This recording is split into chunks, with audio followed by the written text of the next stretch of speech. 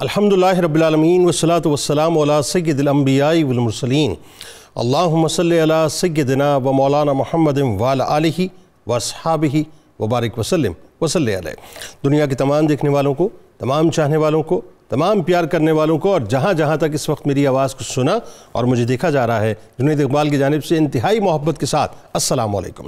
ایک بار پھر ناظرین، آپ کو پر نور صبح میں صبح نور کے ساتھ میں دل کی عطا گہرائیوں سے خوش آمدید کہتا ہوں۔ اور آئیے بلا توقف چلیں حضرت ابو انیس محمد برکت علی علیہ رحمہ کی تالیف اسماء النبی کریم صلی اللہ علیہ وآلہ وسلم سے رسول اللہ صلی اللہ علیہ وآلہ وسلم کا ایک اسم مبارک پڑھنے اور سننے کی سعادت حاصل کرتے ہیں۔ سیدنا الحاکم صلی اللہ علیہ وآلہ وسلم، ہمارے سردار، حکمرانی فرمانے والے، درود و سلام بھیجے اللہ آپ صلی اللہ علیہ وآلہ وسلم پر، آپ صلی اللہ علیہ وآلہ وسلم کے آل پاک پر اور صحابہ کرام رضوان اللہ تعالیٰ علیہم اجمعین پر۔ حضرت عبداللہ ابن عمر رضی اللہ عنہ بیان کرتے ہیں، حضور نبی کریم صلی اللہ علیہ وآلہ وسلم نے فرمایا کہ تم میں سے ہر شخص ذمہ دار ہے اور اس سے اس کی ذمہ داری کے بارے میں سوال ہوگا اور حکمران سے اس کی سلطنت کے بارے میں پوچھا جائے گا۔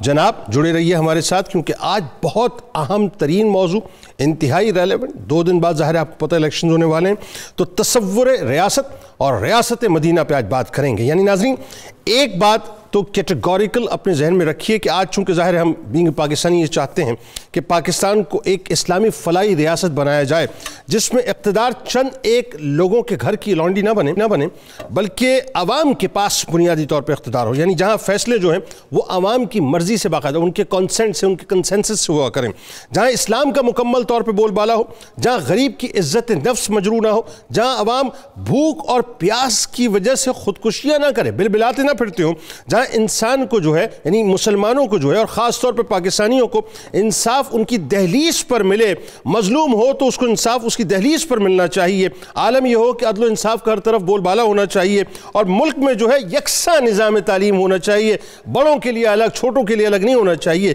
لوگوں کے لیے یکساں روزگار کے مواقع میسر آنے چاہیے، امن ہونا چاہیے، چادر اور چار دیواری کا تقدس ہونا چاہیے، داخلی اور خارجی پالیسی میں ہمیں مکمل طور پہ آزاد ہونا چاہیے، یعنی ہمیں کوئی ڈکٹیشن نہ دے، کوئی ہمیں ڈو مور کہنا اور کوئی یہ نہ کہے صاحب کہ اپنا سر جھکاؤ اور جو ہم کہہ رہے ہیں بس اس کو منوان تسلیم کر لو۔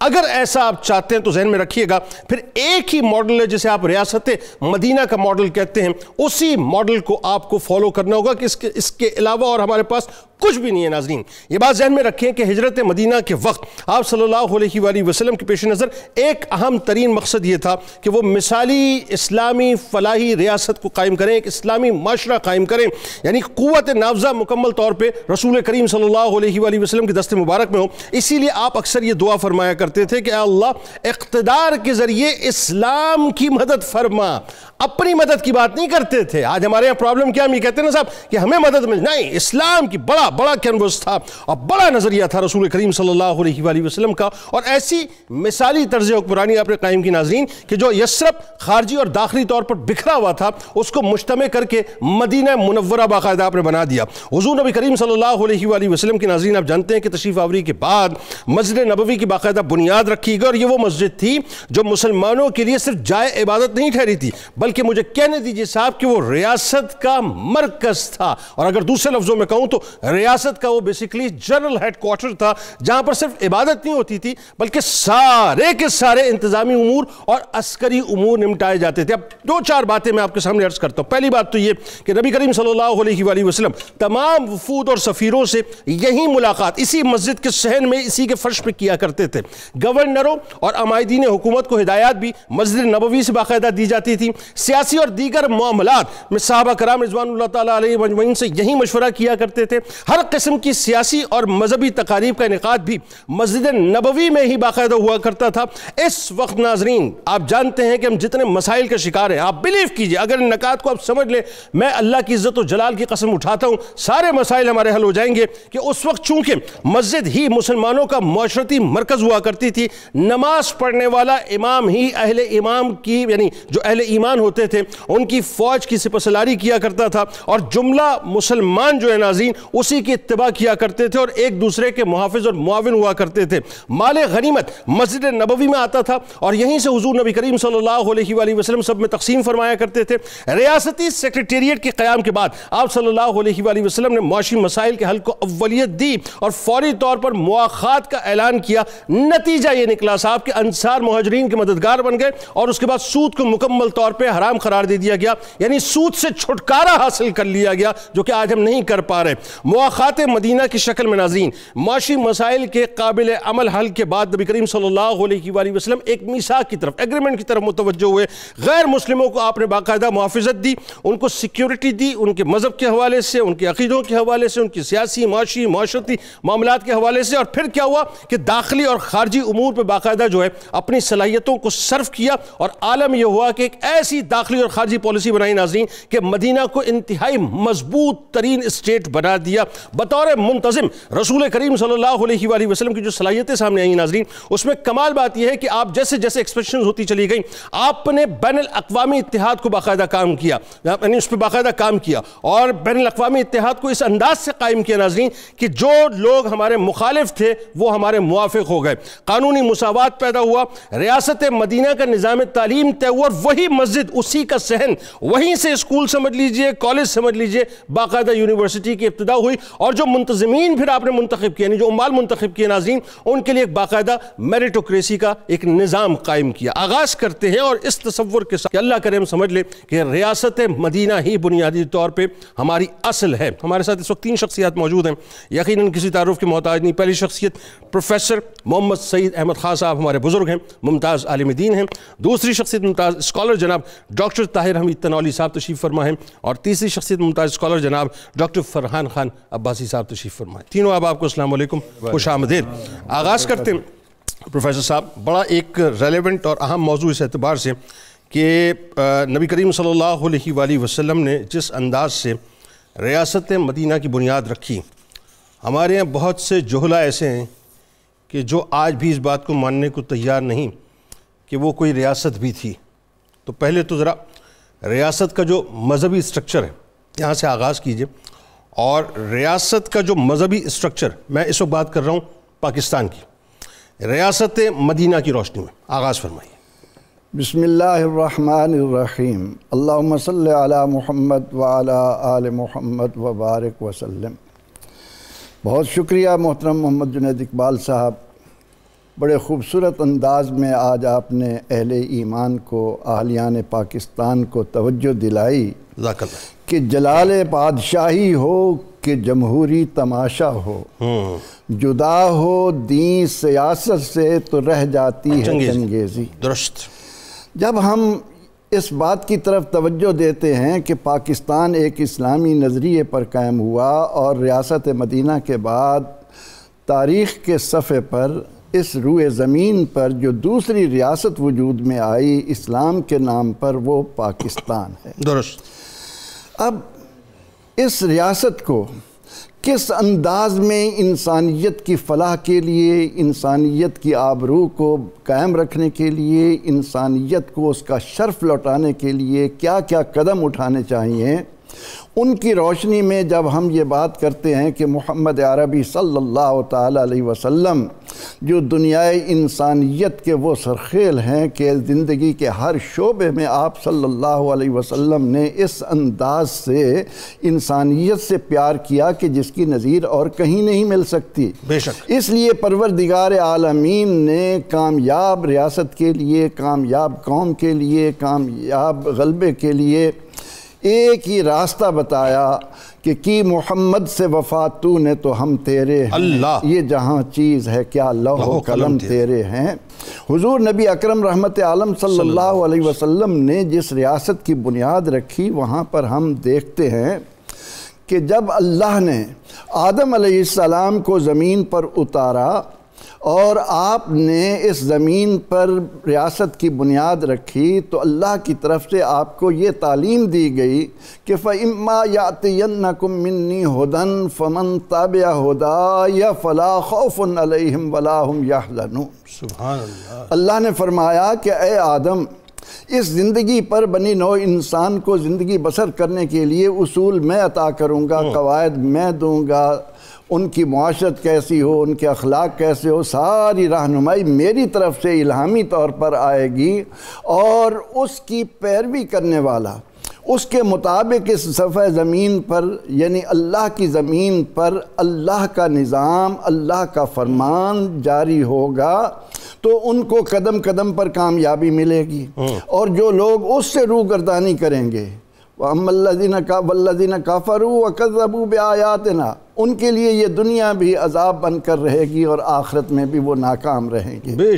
حضور نبی اکرم رحمت عالم صلی اللہ علیہ وسلم نے اس تسلسل کو جو آدم علیہ السلام سے شروع ہوا، جس کا نمونہ دنیا کو یوسف علیہ السلام نے دیا، جس کا نمونہ حضرت داؤد علیہ السلام نے دیا، جس کا نمونہ حضرت سلیمان علیہ السلام نے دیا، طالوت نے دیا، اس کو اختتام پر پہنچایا خاتم النبیین صلی اللہ علیہ وسلم نے۔ سب سے پہلی بات جب ہم کہتے ہیں کہ مذہبی ریاست، مذہب کہتے ہیں راستے کو، طریق کو، یعنی وہ راستہ کہ جس پر بندے اور معبود کا تعلق جڑے، انسان اپنے خالق کے ساتھ تعلق کو مضبوط بنائے، وہ ہے مذہبی سٹرکچر یا مذہبی ڈھانچہ ایک اسلامی ریاست کا۔ بالکل ٹھیک۔ آپ صلی اللہ علیہ وسلم نے اس ریاست کو جن خطوط پر استوار کیا، اس میں قدم قدم پر انسان کے ساتھ پیار ہے، محبت ہے، ہمدردی ہے، خلوص ہے، سبحان ایثار ہے۔ کیا اچھی بات ہے۔ اور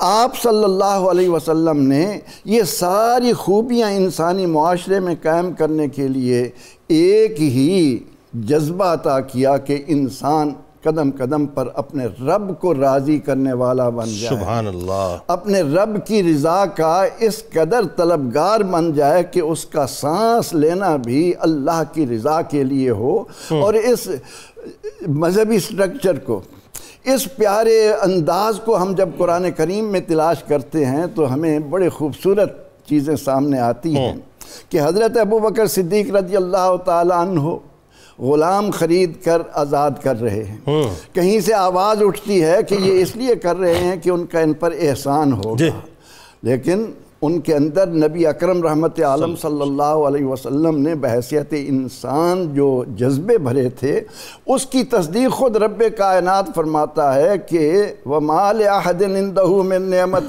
تُجْزَىٰ إِلَّا ابْتِغَاءَ وَجْهِ رَبِّهِ الْأَعْلَىٰ۔ اے لوگو تمہیں کیا معلوم کہ میرے محبوب علیہ السلام نے جو جماعت تیار کی ہے، جو ایک صحابہ کرام وجود میں آئے ہیں، ان کی زندگی کا مقصد ہی ایک ہے، اللہ کو راضی کرنا۔ اور اگر علی مرتضیٰ رضی اللہ عنہ یتیم مسکین اسیر کو کھانا کھلا رہے ہیں، محبتیں بانٹ رہے ہیں، تو وہاں پر بھی لوگوں کی نظریں جاتی ہیں کہ شاید یہ بھی دکھاوے کے لیے ہو، تو وہاں پر بھی صدا آتی ہے کہ وَيُطْعِمُونَ الطَّعَامَ عَلَىٰ حُبِّهِ مِسْكِينًا وَيَتِيمًا وَأَسِيرًا بالکل ٹھیک۔ اِنَّمَا نُطْعِمُكُمْ لِوَجْهِ اللَّهِ۔ نبی اکرم رحمت عالم صلی اللہ علیہ وسلم نے اپنی اطاعت اور اتباع اللہ کی فرما برداری کے لیے اس انداز سے دی کہ اس ریاست کا ہر فرد ان صلاتی و نسکی و محیایا و مماتی للہ رب العالمین، کہ ہر قدم اللہ، میرا جینا میرا مرنا اللہ۔ اور بات یہ ہے کہ وہ جو اصل بات یہ ہے کہ اس کا اگر ہم ایک اوور ویو اس کو کر لیں اس طرح سے کہ حدود اللہ کی پاسداری جو ہے وہ بنیادی طور پہ بنیاد بنائی سرکار مدینہ صلی اللہ علیہ وسلم، اللہ کی فرمانبرداری میں ساری چیزیں آ جاتی۔ بالکل ٹھیک۔ اچھا، اب بات یہ ہے جو اس میں بڑی امپورٹنٹ بات ہے، اور وہ یہ کہ آج ڈاکٹر صاحب ظاہر ہے ہمارے یہاں جو سارے مسائل، میں کہوں کہ اگر اس میں مور دین 90% مسائل جو ہیں وہ معاش کی وجہ سے ہیں۔ میں اس نظریے کا قائل نہیں ہوں، لیکن میں اس نظریے کا قائل اس انداز سے ضرور ہوں کہ وہ چونکہ پرابلمز ہم نے اپنے ہاتھوں سے بنت کی نا سارے مسائل کی، تو اب معاش آ کے ہمارے سامنے کھڑا ہو گیا ہے، تو کہا یہ جاتا ہے کہ 90% مسائل جو ہے وہ معاش کی وجہ سے ہیں۔ رسول کریم صلی اللہ علیہ وآلہ وسلم نے ریاست مدینہ کی جب بنیاد رکھی ہے تو آپ نے سب سے پہلے اسی ایشو کو ایڈریس کیا کہ معاش سے آزاد کروایا جائے مدینہ پاک کو، تاکہ وہ جو آپ جو ہے نا اپنے کیا کہتے ہیں ہاتھ باندھ کے نہ کھڑے ہوئے ہوں طاقتوں کے آگے، آپ جو ہے وہ ایک مضبوط ریاست کی صورت میں نظر آئیں، ڈوم اور آپ سے کوئی نہ کہے۔ ذرا یہ بتلائیے کہ وہ جو سٹرکچر ریاست مدینہ کی روشنی میں معاشی طور پر کھڑا ہوا کیسا ہوا؟ بسم اللہ الرحمن الرحیم. جنید صاحب بہت شکریہ. یہ جو آپ نے ابھی کہا کہ معاش بڑا بنیادی مسئلہ ہے اور اس میں کوئی شک نہیں ہے معاش بنیادی مسئلہ ہے, یہ کوئی مبالغے کی بات نہیں ہے. آپ دیکھیں قرآن مجید نے اور ہماری دینی تعلیمات نے اس کو اتنا ایمفیسائز کیا ہے کہ معاش سے متعلق علم کو علم الفرائض کہا گیا ہے. ٹھیک. اور آپ نے ارشاد فرمایا کہ اگر علوم کے 10 حصے کیے جائیں تو 9 حصے علم الفرائض سے متعلق ہیں جو معاش اور میراث سے متعلق ہے. ٹھیک. اس سے اندازہ کریں کہ اس کی کتنی اہمیت ہے. جو سوسائٹی یا جو فرد معاشی طور پہ مضبوط نہیں ہوگا وہ نہ دنیا کے کام کا ہے نہ آخرت کے کام کا ہے. ہمیں یہ بات سمجھنی چاہیے. یہ بھی ایک سازش ہے اور اسلام کی بنیادی سوچ کو مسخ کرنے کے مترادف ہے کہ مومن کا تو یہاں پہ کوئی رول نہیں ہوتا, اس کو تو سب کو آخرت میں ہی ہے جی. پھر دنیا مزرۃ الآخرہ کا کیا مطلب ہے؟ بالکل ٹھیک ہے. جب ہم ریاست مدینہ پہ جنید صاحب آتے ہیں تو ہم دیکھتے ہیں کہ آپ سسم جب مدینہ طیبہ تشریف لے گئے, جو ابتدائی اقدامات آپ نے فرمائے ان میں سر فہرست معاشی اقدامات تھے. مسجد کے قیام کے بعد, جس کا آپ نے بھی ذکر کر دیا, آپ نے مدینہ کے اندر جب دیکھا کہ وہاں معاشی مسائل کیا ہیں, سب سے بڑا مسئلہ کیا تھا؟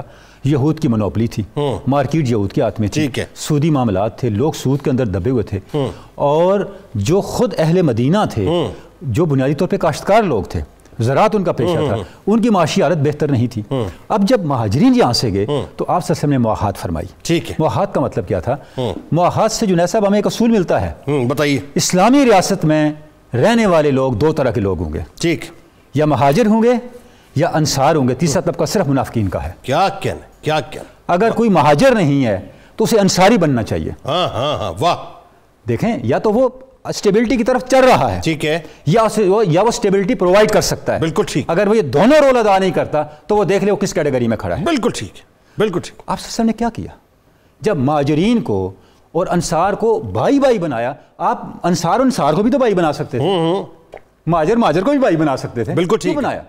آپ نے شیئرنگ آف ریسورسز کی, شیئرنگ آف ٹیلنٹ کیا. بالکل ٹھیک. جتنے مکہ سے آنے والے لوگ تھے وہ سارے بزنس مائنڈڈ تھے. بالکل ٹھیک. یعنی مضبوطوں کو کمزوروں کا سہارا بنا. مدینہ طیبہ میں رہنے والے لوگ تھے, نہیں اس میں مدینہ طیبہ میں بڑے کھاتے پیتے لوگ بھی تھے, مکہ سے آنے والے بعض لوگ بھی ایسے تھے. بالکل ٹھیک. بنیادی طور پہ آپ نے ٹیلنٹ شیئرنگ کی, آپ نے ریسورسز شیئرنگ کی.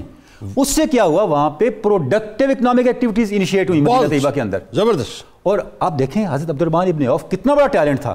جب وہ اپنے بھائی کے پاس گئے, انصاری بھائی کے پاس, اس نے کہا حضور والا یہ میرا گھر ہے, یہ میرا سامان, یہ آدھا. انہوں نے کہا نہیں, مجھے ایک یہ بتاؤ مارکیٹ کو راستہ کون سا جاتا ہے؟ عبد الرحمن بن عوف رضی اللہ. عبد الرحمن ابن عوف. سبحان. اور جب وہ مارکیٹ گئے کیا نتیجہ نکلا؟ جو سب سے بڑی مارکیٹ تھی مدینہ طیبہ میں یہودی کی, اس کا خاتمہ کر دیا. اللہ اکبر. اور کیا ڈومینیٹنگ ہو گئے پھر وہ. اور ان کا یہ عشرہ مبشرہ میں وہ صحابی ہیں, اگر آپ میری بات کو مبالغہ نہ کریں تو یہ کروڑ پتی تھے. سر وہ آج سر اربوں پتی تھے. اربوں پتی تھے. مبالغہ تو یوں ہے کہ کروڑ پتی کہہ گئے, یہ اربوں پتی تھے.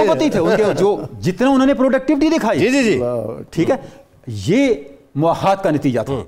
اچھا, اس کے بعد آپ صلی اللہ علیہ وسلم نے ایک اصول دیا, اسلامی ریاست کا بجٹ کیسے بنے گا. بالکل ٹھیک. آپ نے وہ ہیڈز ڈیفائن کیے, میں آپ کے سامنے پڑھنا چاہوں گا.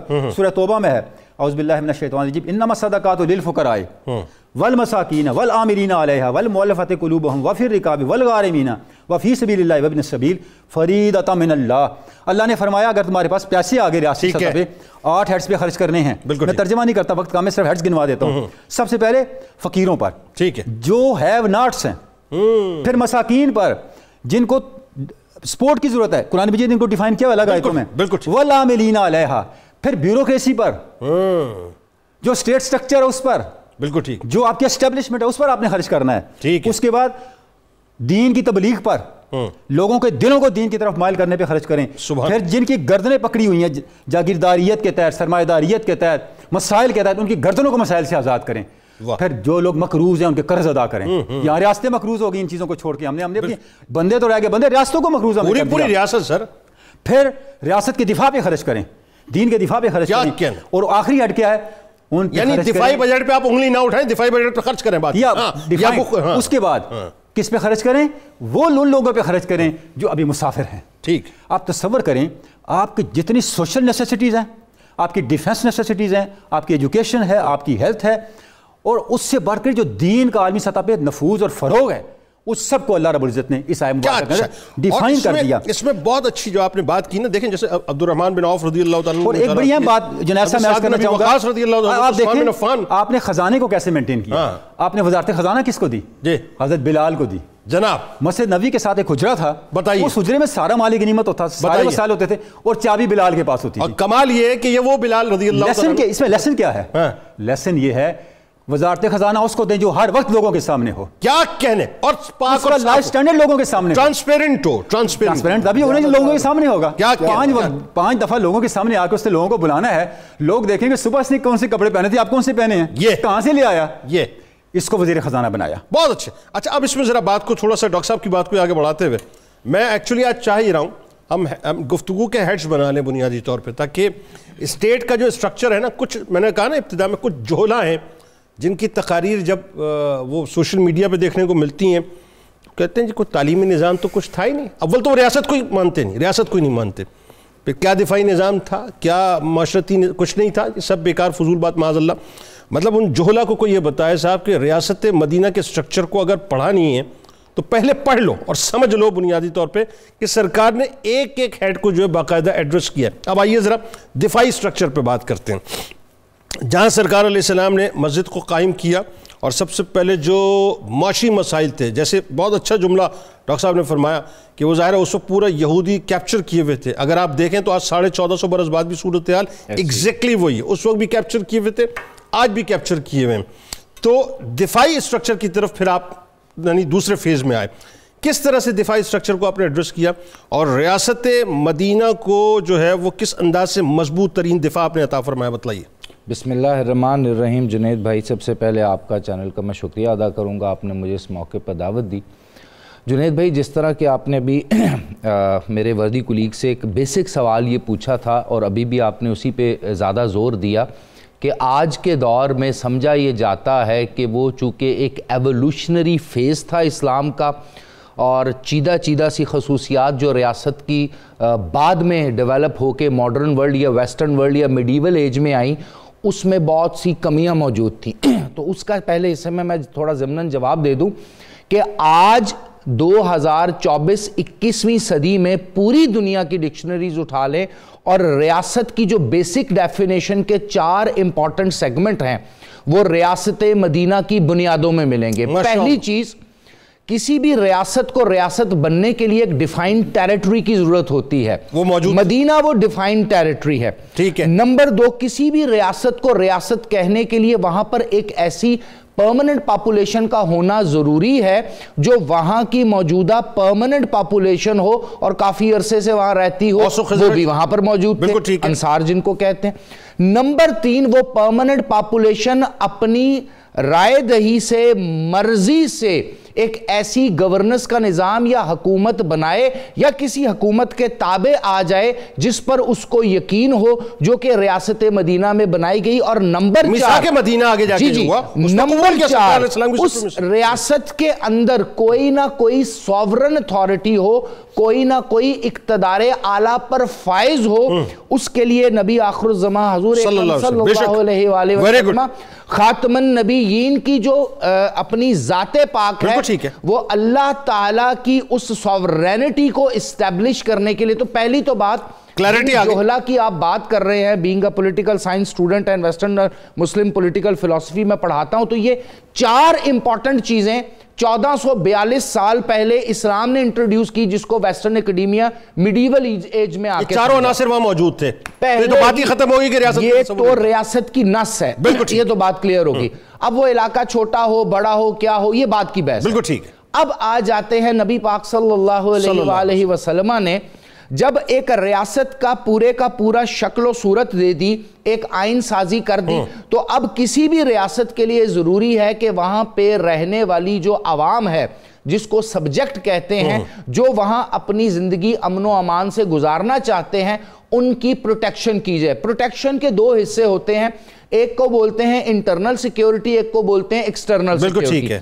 एक्सटर्नल सिक्योरिटी में डिफेंस के वो मामलात आते हैं जो आपकी बॉर्डर मैनेजमेंट से हो, जो आपकी बॉर्डर बाउंड्रीज की कोई उसकी खिलाफ वर्जी ना कर ले। और इंटरनल सिक्योरिटी का मतलब होता है कि वो तमाम क्राइम्स जो मुआशरे में हो रहे हैं और जो लोग आपस में करते हैं, उसके लिए निज़ाम अदल का कायम करना। ये 2 सिक्योरिटी के लेवल्स। बिल्कुल ठीक। अगर हम गौर से देखें तो इस्लाम में इसके बारे में क्या हुक्म है کہ سب سے پہلی چیز جو ریاست مدینہ میں تھی کہ ریاست کا اعلیٰ عسکری جو عہدہ ہے وہ رسول اللہ صلی اللہ علیہ وآلہ وسلم خاتم النبیین کے پاس ہے. یعنی آپ سپہ سالار اعظم تھے بنیادی. آپ نے سب سے پہلے جو مسجد نبوی ہے اس کو اپنا سیکریٹریٹ بھی بنایا, اس کو اپنا GHQ بھی بنایا. بالکل یہ ایک چیز ذہن میں رکھیے گا. دوسری امپورٹنٹ چیز, اسلامی جو دفاعی نظام ہے اس میں دشمن کی کلیئر ڈیفینیشن ہے, کون دشمن ہے اور کون دشمن نہیں ہے. اس کا مطلب یہ ہے کہ آپ کسی طرح سے بھی دشمن کے ساتھ ملے ہیں, اس کی معاونت کر رہے ہیں, تو اسلامی دفاعی نظام میں آپ کو کانسپائرنٹ سمجھا جائے گا, آپ اس کانسپریسی کے مرتکب ہوں گے, آپ سازشی اور غدار ڈکلیئر ہوں گے. نمبر 3, چونکہ دفاعی نظام جب ایکسٹرنل سیکیورٹی کی بات آتی ہے, بارڈر کی بات آتی ہے, تو پھر اس دفاع کے نظام میں ہر خاص و عام کو کسی نہ کسی حیثیت میں شامل ہونا ہے.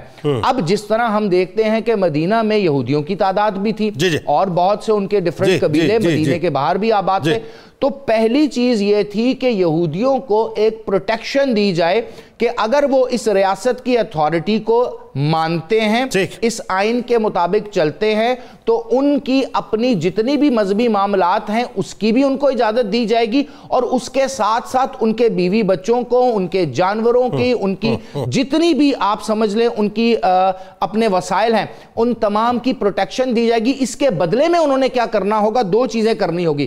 ایک تو مسلمانوں کے اور اس ریاست کے دشمن کو اپنا دشمن سمجھنا ہوگا, دوسرا مالی معاونت کرنی ہوگی, اور تیسری امپورٹنٹ چیز کہ وہ جس سٹرکچر جس نظام میں رہ رہے ہیں اس میں ان کو جو حقوق دیے گئے ہیں اس کے ساتھ ساتھ جو ڈیوٹیز یا ذمہ داری ہیں وہ نبھانی پڑیں گی. اور دیکھیں یہ اب بات یہ آ گئی, یہ بات تو یہاں تک آپ نے فرما دی, یہ ہوا کیسے, یہ ہوا میثاق مدینہ. بالکل ایسا ہی میثاق کہ وہ جو یہودیوں کے تینوں جو گروہ تھے, بنو قینقاع, بنو نذیر, بنو قریظہ, ان کے ساتھ باقی اوس و خزرج وغیرہ دیگر مطلب جتنے بھی اسٹیک ہولڈرز تھے ان کے ساتھ ایک باقاعدہ ایگریمنٹ ہوا.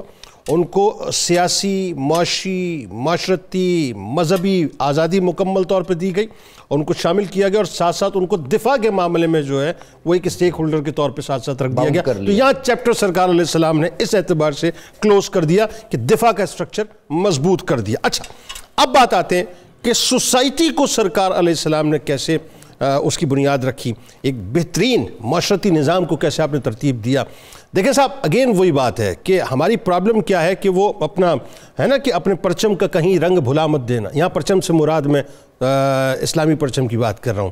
اپنے پرچم کا کہیں رنگ بھلا مت دینا, سرخ شولوں سے جو کھیلو گے تو جل جاؤ گے. اپنی مٹی ہی پہ چلنے کا سلیقہ سیکھو, سنگ مرمر پہ چلو گے تو پھسل جاؤ گے, اور دھوپ میں گھر سے نکلتے ہوئے ڈرتے کیوں ہو, تم کوئی موم نہیں ہو جو پگھل جاؤ گے. درود پاک سرکار کی بارگاہ میں پیش کیجئے, ان کی آل کی بارگاہ میں پیش کیجئے. ریاست مدینہ بڑی امپورٹنٹ بات ہے کہ آج اگر پاکستان کو ہم ایک مرتبہ پھر جو ہے ریاست مدینہ کی طرز پہ ترتیب دینا شروع کر دیں, کوئی مسئلہ نہیں ہے صاحب, جو گزر گیا 76 برسوں میں, ایک نئی ابتدا کیجئے. درود پاک پیش کیجئے.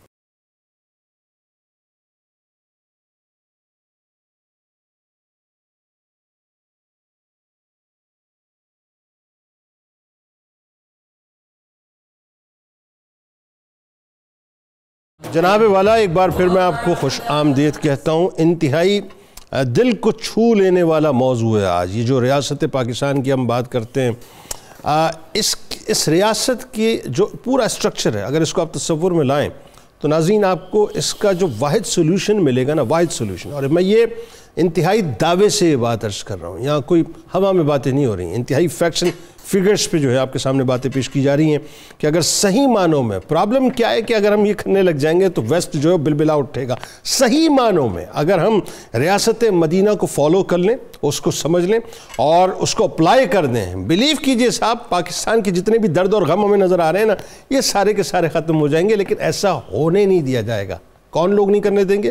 وہ جو انٹرنیشنل اسٹیبلشمنٹ ہے نا, وہ چاہتی نہیں ہے صاحب. نہ امریکہ چاہتا ہے, نہ اسرائیل چاہتا ہے, نہ UK چاہتا, کوئی نہیں چاہتا کہ پاکستان کے اندر جو ہے ریاست مدینہ کا نظام آ جائے. ذرا آپ بھی بتلائیے, جو بڑی ایک اہم ترین بات ہے کہ ایک تو یہ کہ ہم نے فیز وائز مذہبی حوالے سے گفتگو کی, معاشی حوالے سے گفتگو کی, دفاعی حوالے سے کی. اب جو معاشرتی اسٹرکچر سرکار مدینہ صلی اللہ علیہ وآلہ وسلم نے قائم کیا وہ بھی بڑا کمال تھا. فرمائیے. حضور نبی اکرم رحمت عالم صلی اللہ تعالی علیہ وسلم نے معاشرت ہی کو تو بنیاد بنایا ہے. جناب جب معاشرہ ایک ایک فرد اس قابل تیار کرے گا کہ ہر فرد ہے ملت کے مقدر کا ستارہ، تو تبھی اجتماعی انداز میں کسی قوم کا، کسی ملک کا ایک چہرہ سامنے آئے گا. یہ کہتے ہوئے کہ غرض کیا کہوں تجھ سے کہ وہ صحرا نشین کیا تھے، جہاں گیر و جہاں دار و جہاں بان و جہاں آرا. نبی اکرم رحمت عالم صلی اللہ علیہ وسلم نے معاشرت کی بنیادیں عطا کرنے کے لیے جو ایک اصول اپنی زبان اطہر سے عطا فرمایا ہے وہ یہ ہے کہ اسلام اور حاکم ٹھیک یہ دونوں جڑواں بھائی ہیں. الاسلام والسلطان توامان جناب، اخوان یہ دونوں جڑواں بھائی ہیں جناب، اور ایک دوسرے سے اس طرح جڑے ہوئے ہیں کہ ان میں ایک کی خرابی دوسرے کی خرابی ہے اور وہ پورے ملک کی خرابی بنتی ہے. بالکل ٹھیک. اور آپ نے جو اسلام ہے اس کو بنیاد قرار دیا اور حاکم کو اس کا نگران قرار دیا. بالکل ٹھیک. اس حقیقت کو سامنے رکھ کر جب ہم یہ دیکھتے ہیں کہ حضور نبی اکرم رحمت عالم صلی اللہ علیہ وسلم نے جو معاشرت تیار کی وہ کیا تھی؟ غفاری و قہاری و قدوسی و جبروت. ٹھیک. یہ چار عناصر ہوں تو بنتا ہے مسلمان. کیا کہنے؟ یہ ہے وہ معاشرت کہ آپ صلی اللہ علیہ وسلم نے ایک ایک فرد پر ذمہ داری عائد کی ہے حاکم کی طرف سے کہ وہ اس کا سب سے پہلے اخلاق دیکھے. ٹھیک. معاشرت کا عاشروہن بالمعروف قرآن کریم نے کئی مقامات پر یہ لفظ استعمال کیا ہے. تو آپ صلی اللہ علیہ وسلم نے سب سے زیادہ توجہ اس بات کی طرف دلائی کہ خیارکم خیارکم اخلاقا. جب انفرادی اصلاح ہوگی ایک ایک کے اخلاق کو چیک کیا جائے گا تو پھر اس کے نتیجے میں نکھری ہوئی قوم سامنے آئے گی. لیکن جس علاقے میں جس ریاست میں حاکم کو اسلام کے نام سے چڑ ہو، جس معاشرے میں جو بنے اسلام کے نام پر اور رات دن اس طرح کا انداز اختیار کیا جائے کہ لوگوں کو اسلام سے دور کیسے کیا جائے، وہاں پر ہم وہ معاشرت تلاش کریں کہ نبی اکرم رحمت عالم صلی اللہ علیہ وسلم نے ایک ایسے معاشرے میں کہ جہاں ہر طرف حیوانیت ناچ رہی تھی، بالکل ایسا ہے، ہر طرف ظلمت تھی، آپ صلی اللہ علیہ وسلم نے وہاں محبت کے، باہمی اتحاد و یگانگت کے ایسے چراغ روشن کیے کہ ہم دیکھتے ہیں کہ اگر ایک 7 گھرہ محلہ ہے مدینہ منورہ میں اور اس میں ایک گھر میں سری آ جاتی ہے، وہ کہتا ہے کہ یہ نعمت میں اپنے تک محدود رکھوں، اپنے بھائی کو بالکل ساتوں جگہ جاتی ہے، پھر پلٹ کر وہ آتی ہے تو پھر وہ بھی وہ سمجھتا ہے کہ یہ اللہ نے میرے نصیب میں رکھا ہے، وہ پھر اس کو اکیلا نہیں لیتا، سب کو اس میں شامل کرتا ہے. اچھا سر، ایک اور بات جو بڑی اہم ہے نا، احساس زیاں اور احساس منفعت جو حضور علیہ السلام نے لوگوں کے اندر پیدا کی، اس کا نتیجہ یہ تھا کہ المومن للمومن کالبنیان، پورا معاشرہ ایک عمارت کی طرح اس طرح جڑا ہوا تھا کہ ہر اینٹ دوسری اینٹ کو. پھر آپ صلی اللہ علیہ وسلم نے اس معاشرے کی جو خصوصیات رکھی وہ یہ کہ ہر ایک کی جان محفوظ ہو، بالکل ٹھیک، ہر ایک کا مال اور دولت اس کی جائیداد محفوظ ہو اور ہر ایک کی آبرو محفوظ ہو. ان تینوں چیزوں کو اہمیت دے کر آپ صلی اللہ علیہ وسلم نے اس ریاست کا سٹرکچر اس انداز سے تیار کیا کہ ہر آدمی دوسرے کو اپنے اوپر ترجیح دینے والا. کیا قیامت تک کوئی ایسی مثال دے گا کہ ایک مہمان کو لایا جائے اور گھر میں اتنا ہو کہ خود کھائیں تو بچے بھوکے رہیں، بچے بھوکے ہوں تو خود بھوکے رہیں، اور وہ مہمان کی خاطر ایثار اس حد تک لے جائیں کہ اللہ رب العزت ان کی قرآن پاک میں تعریف کرے کہ یؤثرون علی انفسہم ولو کان بہم خصاصہ. تو آپ صلی اللہ علیہ وسلم نے جہاں جہالت کا خاتمہ علم سے کیا، جہاں آپ نے عدل و انصاف کے ذریعے ظلم کا خاتمہ کیا، جہاں آپ نے یکسانیت اور مساوات پیدا کرنے کے لیے، اب اس بات کو اگر ہم قرآن کی روشنی میں دیکھیں تو لیس البر ان تولوا وجوہکم قبل المشرق والمغرب، پوری آیہ کریمہ اس انداز سے اس سٹرکچر کو ہمارے سامنے رکھتی ہے کہ ہر طرف بہار پیار اور محبت. اس میں کوئی دوسری نہیں. آپ نے ایک لفظ استعمال کیا کہ حکمران جو ہیں وہ بنیادی طور پہ ریاست مدینہ کے لفظ سے چڑھتے ہیں. میں آپ سے عرض کروں کہ اس بات کو تو ظاہر آپ شامل کیجئے، لیکن اس سے بڑھ کر وہ اس لفظ سے خوف کھاتے ہیں، کیونکہ جو باہر بیٹھے ہوئے باسز ہیں نا وہ چاہتے ہی نہیں ہے صاحب کہ اس طرح کا کوئی ورڈ جو ہے وہ پاکستان کے اندر اب انڈکٹ کیا جائے. ایک بات. دوسری بات یہ ہے کہ معاشرتی سٹرکچر کی آپ بات کریں، آپ دیکھیں نا ہر انٹیٹی جو ہے وہ اپنی جگہ انتہائی تکریم کے ساتھ کھڑی ہوئی. عورتوں کو ان کا مقام ملا، مردوں کو ان کا مقام ملا، ہر ایک کو ان کا مقام ملا. تو معاشرتی سٹرکچر تو آپ نے اس طرح سے کھڑا کیا. ڈاکٹر صاحب اب آگئے بات بڑی اہم ترین، اور یہ بات وہ ہے کہ صاحب اگر اس معاملے کو ہم سمجھ لیں صحیح طور سے تو میرا خیال ہے بے تحاشا مسائل ہمارے حل ہو جائیں. قانون کی پاسداری جس ملک میں نہیں ہے صاحب، اڑا کے پھینک دیجئے اس مطلب ملک کو بھی اور اس کے سارے نظام کو بھی. یہ بات ہے کہ کفر کا نظام جو ہے وہ اپنا قائم رہ سکتا ہے، ظلم کا نظام قائم نہیں رہ سکتا. ہمارے یہاں قانونی اسٹرکچر کو جس انداز سے ہم نے تباہ و برباد کر کے رکھ دیا ہے اور قانون کی جس طرح ہم نے دھجیاں بکھیر کے رکھ دی ہیں، کیا میسج دے رہے ہیں ہم صاحب آنے والی نسلوں کو کہ قانون اسی طرح سے جو ہے وہ گھر کی لانڈی بنے گا؟ اور دوسری بات، سرکاری افسران کا انتخاب جو ہے ہم نے جس انداز سے میریٹوکریسی کی جو ہے وہ اپنا بے خنی کی ہے، اس کا گلا گھوٹا ہے، اس کو ذبح کیا ہے سر رستہ. بتائیے ذرا.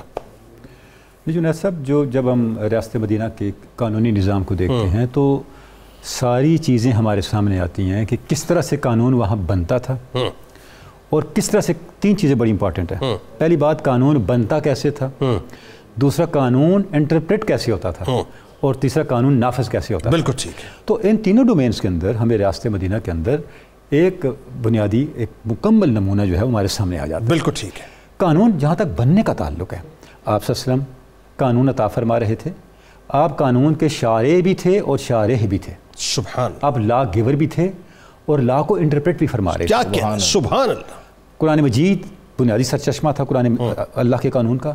اس کے بعد آپ کے فرامین اور آپ کی سنت، اور اس کے بعد پھر جو علاقے کے رسم و رواج ہیں ان کو بھی آپ نے نظر انداز نہیں کیا. بالکل ٹھیک. معروف کی کیٹیگری میں قرآن مجید نے ان کو بھی جسٹیفائی کیا اور ان کو بھی ایکوموڈیٹ کیا مسلم لیجسلیشن کے اندر. 100%.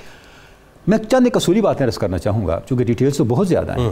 جب آپ نے حضرت معاذ بن جبل کو قاضی مقرر فرمایا، جناب جانے لگے یمن کے، تو پوچھا کہ آپ کیسے کام کرو گے؟ انہوں نے کہا میں اللہ کی کتاب سے رہنمائی لوں گا. فرمایا اگر تمہیں وہاں کچھ نہ ملے تو فرمایا میں یا رسول اللہ آپ کے فرامین سے، آپ کی سنت سے رہنمائی لوں گا. تو آپ سے فرمایا اگر پھر بھی نہ ملے تو انہوں نے کہا پھر میں اپنی عقل استعمال کروں گا، میں اجتہاد کروں گا. ٹھیک. اب یہاں پہ آپ سے نے جملہ ارشاد فرمایا جو ایسا وہ بڑا قابل غور ہے. فرمائیے. جب انہوں نے یہ کہا تو آپ نے ہاتھ اٹھائے اور دعا فرمائی. اللہ، اے اللہ، دعا یہ فرمائی، اے اللہ تو نے اپنے رسول کے رسول کو جس چیز کی توفیق دی ہے اس سے تیرا رسول خوش ہے. اللہ اکبر. رسول کے رسول کو میں پھر جملہ دہراتا ہوں بھائی. سبحان آپ نے اللہ. فرمایا اے اللہ تو نے اپنے رسول کے رسول کو جس چیز کی توفیق دی ہے اس سے تیرا رسول خوش ہے. اس کا مطلب کیا ہے؟ اللہ اکبر. جنید صاحب، اس کا مطلب یہ ہے اسلامی ریاست میں ہر قانون ساز، ہر قاضی اور ہر قانون نافذ کرنے والا اپنے آپ کو رسول اللہ کا نائب سمجھے. اللہ اکبر. اور پھر پکڑ بھی اسی انداز سے ہوگی. وہ نائب کے منصب پہ ہے. اللہ اکبر. اگر اس منصب کو بھول کے فیصلے کرے گا تو سوچ رہے کہ اس کا انجام کیا ہوگا. اللہ اکبر.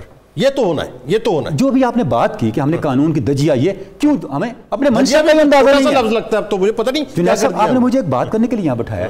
میں جو یہاں شیکسپیئر اور ورڈسورتھ شروع کر دوں یا مولا نصیر الدین کے لطیفے شروع کر دوں، آپ کیا سمجھے گے؟ مجھے کیا کریں گے؟ میرے ساتھ کیا شروع کریں گے؟ آپ کہیں گے ضرور معذرت، آپ تشریف لے جائیں. بالکل ٹھیک ہے. جس جگہ پہ آپ بیٹھے ہیں پہلے اپنے منصب کو پہچانیں. اللہ اکبر. ہمیں یہ نہیں بھولنا چاہیے اسلامی ریاست کے اندر جس کو قانون بنانے کا منصب دیا گیا، قانون کی تعبیر کرنے کا منصب کیا دیا گیا یا قانون نافذ کرنے کا، اس کے ایگزیکیوٹ کرنے کا منصب دیا گیا، وہ رسول اللہ کا رسول ہے. اللہ، یہ میں نہیں کہہ رہا، آپ سسم کا فرمان. اللہ اکبر. اللہ اکبر. ریاست مدینہ کے اندر کیا بڑا جملہ، کیا بھاری جملہ. جنید صاحب، ریاست مدینہ کے اندر آپ وسلم نے قانون کے اس حوالے سے 2 انسٹیٹیوشنز قائم فرمائے. ایک مفتی کا انسٹیٹیوشن تھا، ایک قاضی کا. بالکل ٹھیک. مفتی کیا کرتا تھا؟ مفتی لوگوں کو رہنمائی دیتا تھا قانون کیا ہے، اور قاضی لوگوں کے حقوق کو سیکور کرنے کے لیے قانون کو نافذ کرتا تھا. درست. جب آپ نے حضرت عمرو بن العاص کو ایک موقع پہ قاضی بنایا، یہاں بھی ایک میں بڑا بنیادی پوائنٹ رکھنا چاہوں گا آپ کے سامنے. قاضی بنایا تو انہیں فرمایا کہ آپ فیصلے کریں. انہوں نے کہا یا رسول اللہ اگر مجھ سے کوئی غلطی ہو جائے تو فرمایا اگر تم صحیح فیصلہ کرو گے اللہ تجھے 2 اجر دے گا. ٹھیک ہے. اگر تم اجتہاد کرو پوری اپنی نیک نیتی سے, غلط بھی ہوا تمہیں 1 اجر ملے گا, لیکن نیت صحیح ہونی چاہیے.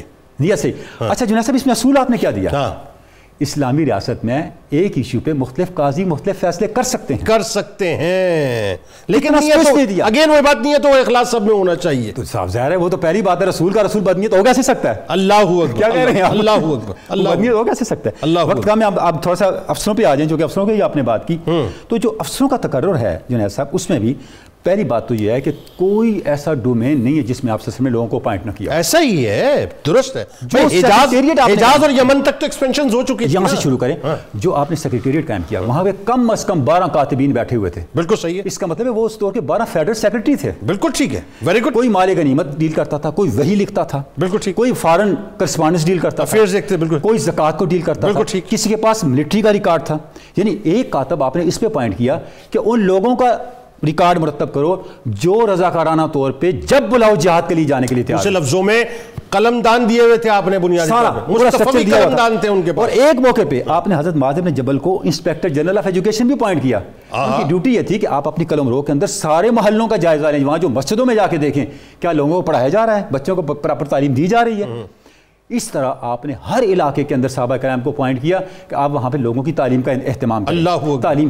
اچھا اس کے بعد آپ دیکھیں کہ آگے چل کر کے جو آپ نے سٹینڈرڈز دیے, کس انداز سے آپ نے مقرر کیے, یہ سسٹم کو رکھا کہ 10 افراد کے اوپر ایک پوائنٹ کیا, اس کا نام رقیب رکھا. بالکل ٹھیک. 10 نقابا کے اوپر ایک افسر پوائنٹ کیا, اس کا نام عریف رکھا.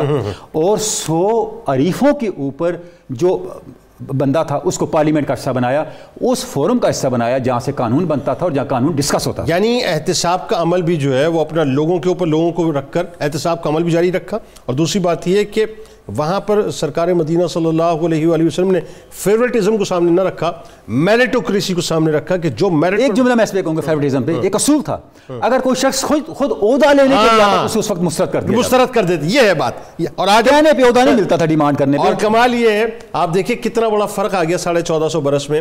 وہاں اگر کوئی عہدہ مانگنے کے لیے جاتا سرکار علیہ السلام رد فرما دیا کرتے تھے, الا یہ کہ جو نہ مانگے سرکار اس کے میرٹ کو دیکھ کے اس کو عطا اہل بھی ہو, اہل بھی ہو میرٹ کو دیکھ کے.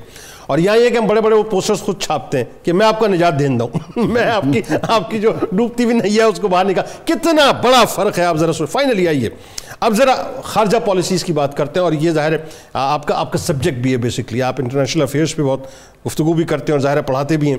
ذرا یہ بتائیے ڈاکٹر صاحب, خارجہ پالیسی میں ایک بڑی اہم ترین بات جسے میں سمجھتا ہوں کہ ہمیں اب سمجھ لینا چاہیے کہ جس انداز سے اب ہم اس لوئسٹ لیول پہ چلے گئے کہ جہاں پہ اب وہی بات ہے کہ صرف اشارہ ہوتا ہے اور ہم اس اشارے پہ اپنی پوری پالیسیز جو ہے اس کو پتہ نہیں 180 ڈگری اینگل پہ جو ہے وہ تبدیل کر دیا کرتے ہیں. یہ جو ڈو مور پہ سر جھکا کے یس باس ہمارے یہاں ہوتا ہے. سرکار مدینہ صلی اللہ علیہ وآلہ وسلم نے مدینہ پاک کی ریاست کی ابتدا میں ہی اور جیسے ہی گریجولی آپ آگے بڑھیں آپ نے اتنی باوقار خارجہ پالیسیز بنائی کہ آپ نے انٹرنیشنل افیئرز میں لوگوں کے ساتھ ایک نیکسس بھی بنایا, لیکن انتہائی وقار کے ساتھ. ذرا بتلائیے وہ کیا معاملہ تھا؟ جنید بھائی, سب سے پہلی چیز تو ہمیں یہ دیکھنی پڑے گی کہ جو بین الاقوامی تعلقات ہیں, خارجہ پالیسی یعنی international relation and foreign policy یا ڈپلومیسی سے ریلیٹڈ جتنا بھی علوم ہم تک پہنچا ہے, اس کے میں اگر 3 حصے بناؤں, 3 درجات ایولوشن میں دیکھوں, تو سب سے پہلے تو مجھے یہ گریک سٹی سٹیٹ میں ٹریٹی آف ڈیلفی سے نظر آتا ہے. اس کے بعد آپ اگر ایک لمبے عرصے کا گیپ دیکھیں تو وہ پھر فل کرتا ہے دین محمدی صلی اللہ علیہ وآلہ وسلم, شریعہ محمدی کے اندر اسلام میں ڈپلومیسی, فارن ریلیشنز اور اس کے ساتھ ساتھ انٹرنیشنل ریلیشن کا ایک پراپر سیکشن بھی بنایا جاتا ہے جس سے پھر یہ امور کو ایگزیکیوٹ کیا جاتا ہے. ہمارا معاملہ یا ہمارا مسئلہ یہ ہے کہ ہم جو لیٹر ہسٹری کے اندر ابھی ریسنٹ پاسٹ کے اندر پچھلے 200-250 سالوں کے اندر ویسٹ کے اندر, امریکہ کے اندر, یورپ کے اندر ڈیولپمنٹ فارن افیئر میں اور انٹرنیشنل ریلیشن میں ہوئی ہے, اسی کو دیکھتے ہیں. حالانکہ ہم یہ جانتے ہیں کہ اسلام وہ واحد دین ہے, وہ واحد جو بین الاقوامی تعلقات اور ریاستی نظام کے اوپر بحث کرتا ہے, عمل لے کر کے آتا ہے, کہ جس نے ویسٹ سے 200 سال پہلے परमानेंट जो आपके सफीर हैं उनका कॉन्सेप्ट दुनिया में इंट्रोड्यूस करवाया था, जब वेस्ट को परमानेंट सफीर का कॉन्सेप्ट भी नहीं पता था। दूसरी इंपॉर्टेंट चीज, अभी रिसेंट बहुत करीब में ही, माजी करीब में ही 1969 में Vienna convention on law of treaties हुआ है। अगर आप देखें तो जो ट्रीटी है ये इंटरनेशनल मुआहदे को कहते हैं, जो दो कौमों के दरमियान होता है, दो रियासतों के दरमियान होता है। इस्लाम के यहाँ जो कौमों के दरमियान मुआहदा है, इसकी खसूसियत ये है कि ये 1442 साल पहले से एग्जिस्ट करता है, और जो कॉन्सेप्ट आज वियना कन्वेंशन 1969 में दिया गया, जिसको पैक्टा सन सर्विंदा कहते हैं, जिसका लफ्जी मतलब ये है कि ट्रीटीज बाइंडिंग बन जाएंगी, लॉ बन जाएंगी, कानून बन जाएंगी उन दो पार्टीज के ऊपर, उन दो ममालिक के ऊपर जो वो ट्रीटीज कर रहे हैं। इस्लाम पहले दिन इसको हुज्जत बनाता है, यानी इस्लाम ही इंटरप्रेट करता है कि दो अकवाम आपस में जब कोई मुआहदा कर लेंगी और उसकी शराइत तय कर लेंगी, तो उसके बाद वो मुआहदा उनके ऊपर बाइंडिंग बन जाएगा, कानून बन जाएगा। अब अगर गौर से देखा जाए तो बैनुल अक़वामी ताल्लुकात में सिर्फ एक ट्रीटी या आपके बैनुल अक़वामी अमूर को डील करने के लिए सिर्फ ये एक सेगमेंट नहीं है, बल्कि डिप्लोमेसी है। डिप्लोमेसी का मतलब क्या होता है कि आप अपने सफीर, अपने डिप्लोमेट डिफरेंट किस्म के ममालिक में, डिफरेंट बर्रे आज़मों में भेजते हैं, और आप एक स्ट्रक्चर डेवलप करते हैं अपने इर्द गिर्द, अपने हमसाया ममालिक और रीजनल कंट्रीज के साथ, जिसमें कुछ अमन मुआहदे आप करते हैं, जिसमें कुछ ऑफर्स करते हैं, जिसमें कोई ट्रेड रूट्स, आप जो ट्रेड रूट्स हैं उसको डिसाइड करते हैं, जिसमें कुछ अलायंसेस बनाते हैं। फॉर एग्जाम्पल हम देखते हैं कि मिसाके मदीना से शुरू होने वाला ये जो सिलसिला है, ये हमदान तक हमें मिलता है, उसके बाद नजाशी के दरबार में हमें मिलता है। अगर हम ये सारे का सारा नबी पाक सल्लल्लाहु अलैहि वसल्लम की नबवी ज़िंदगी के अंदर ही देखें, खुलफाए राशिदीन को अभी ना भी डिस्कस करें, तो रियासत मदीना ने वो बेसिक फाउंडेशन रख दी थी कि आपने बाकी अकवाम के साथ किन असूलों के साथ मिलना है। फॉर एग्जाम्पल, इस्लाम ने पहले दिन से ही पीसफुल को एग्जिस्टेंस को अपनी खारजा पॉलिसी का हिस्सा बना लिया था। यानी जितने भी कबाइल मदीने के इर्द गिर्द हैं और मुशरिकीन मक्का के साथ उनके मसाइल हैं, मदीने के लोगों के और रियासत मदीना के साथ पीसफुल को एग्जिस्टेंस उनके साथ होगी। इसी तरह अगर आप देखें तो जो बैनुल अक़वामी ताल्लुकात का बेसिक बुनियादी असूल यह है कि कौमें आपस में इस तरह से रवाबित बनाएं कि इंटरनेशनल पीस एंड स्टेबिलिटी हो। उस इंटरनेशनल पीस एंड स्टेबिलिटी के लिए आपको क्या करना है? ग्लोबल पावर्स, मेजर एक्टर्स के साथ भी इंटरेक्शन करना है। तो जब हम देखते हैं कि कसराए फारस को जब नबी अकरम सल्लल्लाहु अलैहि वसल्लम खातमुन नबीयीन के खतूत मिलते हैं, मकतूब मिलते हैं, उनको ऑफर की जाती है, उनको बताया जाता है कि किस तरह हम आपसे बैनुल अक़वामी ताल्लुकात चाहते हैं। तो ये इस चीज की बुनियाद है कि इस्लाम के यहां ना कि अपने हमसायों के साथ, ना कि वो जियोग्राफिकल लिंकेजेस और रीजन के साथ, बल्कि बैनुल अक़वामी तौर पर जो मेजर ग्लोबल पावर्स हैं उनके साथ भी रिलेशनशिप बनाने के अहकामात है। इसमें एक और चीज भी याद रखिएगा कि इस्लाम किसी सूरत भी जंग के आगाज के इकदाम का हुक्म नहीं देता। नबी अकरम सल्लल्लाहु अलैहि, लेकिन इल्ला ये कि अगर वो इंटरव्यू, जी मैं उसी पे आ रहा हूं। नबी अकरम सल्लल्लाहु अलैहि वसल्लम ने जो पीसफुल को एग्जिस्टेंस की बुनियाद बाकी तमाम नेशन स्टेट्स और माशरों के साथ और कबीलों के साथ डाली, उसका बेसिक जो मकसद था वो ये था कि किसी भी सूरत, किसी भी ऐसे मजहब जो इस्लाम के बरखिलाफ हो उसके साथ जंग नहीं की जाएगी जब तक कि वो मजहब मुसलमानों को, उनके काफिलों को, उनकी जायदादों को, उनकी जमीनों को कॉम्प्रोमाइज ना कर दे, अटैक ना कर दे, या किसी तरह से पहले वो वहां से किसी भी चीज का जो कहते हैं आगाज ना कर दें। इसमें एक और चीज भी याद रखिएगा कि इस्लाम वो वाहिद दीन मजहब है, और बैनुल अक़वामी ताल्लुकात में जो वॉर और जंग पढ़ाई जाती है, इस्लाम वो वाहिद दीन है जिसने 1442 साल में चंद हजार मुशरिकीन को बड़ी बड़ी जंगों में कत्ल किया है। बल्कि आप पूरी दुनिया की तारीख उठा लें तो छोटी छोटी स्किर्मिशेस और झड़पों के अंदर कई कई मिलियन लोगों को मार दिया जाता था।